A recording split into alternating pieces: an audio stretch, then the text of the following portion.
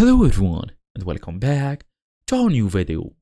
So you tap the microphone icon in Perplexity AI and nothing, no animation, no listening indicator, no response at all.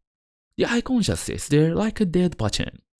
So this is one of the most issues people come through. There is no error message to guide you, but here is the good news.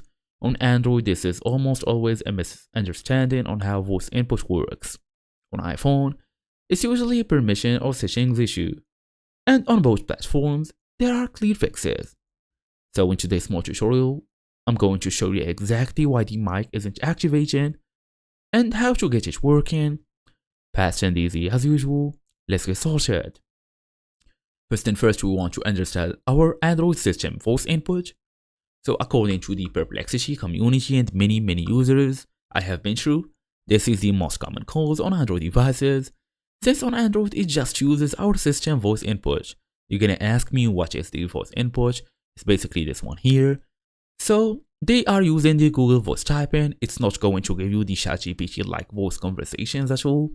What this means, the microphone icon inside Perplexity app may not trigger anything visible besides the icon on your phone, or basically the mic, the green icon I would say.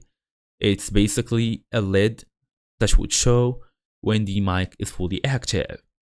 So the fix: when the keyboard appears, look for the microphone icon on your keyboard. If you are using keyboard, Samsung keyboard, and tap that instead like this. Speak your question and the text will appear in Perplexity's search box.